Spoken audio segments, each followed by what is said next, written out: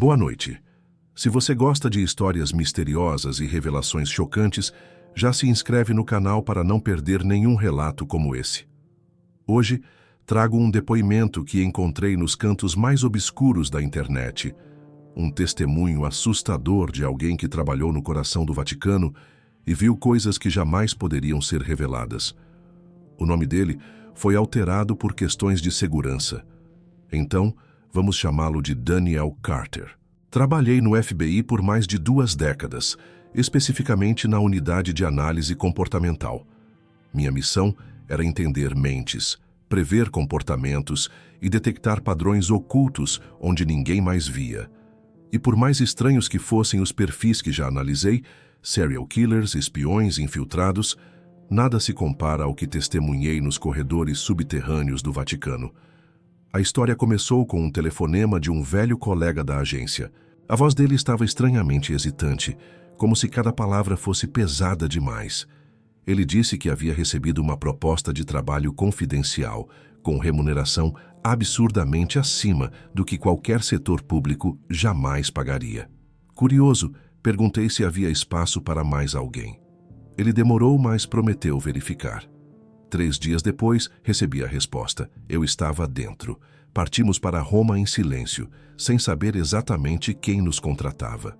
Não havia briefing oficial, nem organograma. Apenas orientações vagas, códigos de conduta e exigência de confidencialidade extrema. No aeroporto, fomos recebidos por um homem de aparência impecável, mas sem expressão. Ele nos levou em um carro blindado, com janelas escuras e ausência completa de identificação. Achei que iríamos para uma base de operações clandestina ou talvez uma mansão privada. Mas à medida que nos aproximávamos do destino, uma verdade fria começou a se revelar. Estávamos entrando no Vaticano. Uma pontada de receio atravessou meu estômago. A Cidade Santa, centro espiritual do catolicismo, jamais havia sido associada a operações secretas em meus anos de FBI. Ao menos, não desse tipo. O processo de admissão foi quase desumano em sua rigidez. Termos jurídicos em várias línguas, documentos com tarjas negras, exigência de exames físicos, mentais e assinaturas sobre cláusulas que, se quebradas, poderiam nos levar à prisão perpétua. Tudo isso por um trabalho de segurança privada. Achei que protegeríamos manuscritos antigos, arte sacra valiosa, ou até mesmo algum cardeal controverso. Estava redondamente enganado. Após horas de burocracia, fomos levados para uma ala restrita, uma parte do Vaticano que turistas jamais veriam. Lá, um elevador blindado nos aguardava.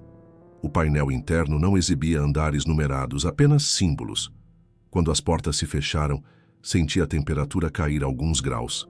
A descida foi longa, silenciosa, opressora. Cada nível parecia exigir uma nova camada de segurança. Scanners biométricos, identificação por retina, sensores térmicos e guardas armados com armas que eu não reconhecia de nenhum inventário americano. No nível mais profundo, a atmosfera era completamente diferente de qualquer coisa que eu já havia experienciado. O ar era pesado, quase sólido. A sala principal era colossal, uma mistura de arquitetura medieval com tecnologia de última geração.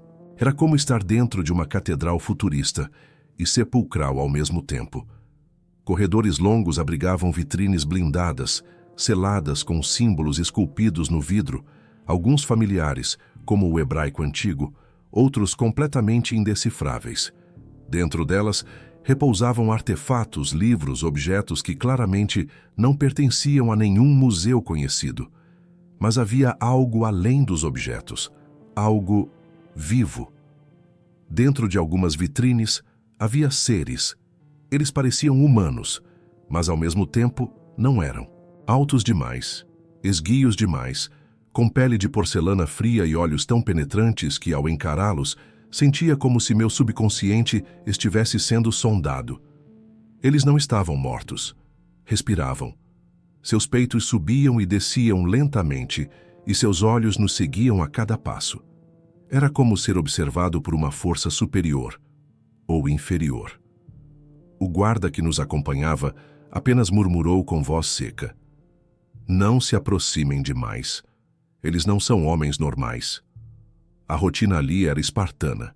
Tínhamos horários rígidos, movimentação limitada e uma ordem clara. Observar, relatar, mas nunca interagir. Os cientistas, homens pálidos e sisudos, evitavam contato visual. Falavam entre si em códigos, alternando entre latim, alemão e dialetos arcaicos. Fragmentos de conversas nos deixavam inquietos. Cativeiro sagrado, selos de contenção, hierarquias proibidas. Mas nada era explicado. Apenas vigiávamos. Porém, havia um detalhe que nos atormentava. Aqueles seres nunca comiam, nunca bebiam, nunca dormiam, e mesmo assim estavam vivos. Certa noite, observando um dos seres, meu amigo, que sempre fora cético, murmurou: "Você acha que são humanos?" Eu não respondi. Os traços daquele ser à nossa frente eram perfeitos, quase esculpidos em mármore, mas havia algo em seu olhar, algo que nenhum humano poderia reproduzir. Foi então que ele completou: "E se forem anjos?" A ideia soava absurda, mas, e se fosse verdade? Naquela mesma semana, percebi algo estranho em uma das vitrines.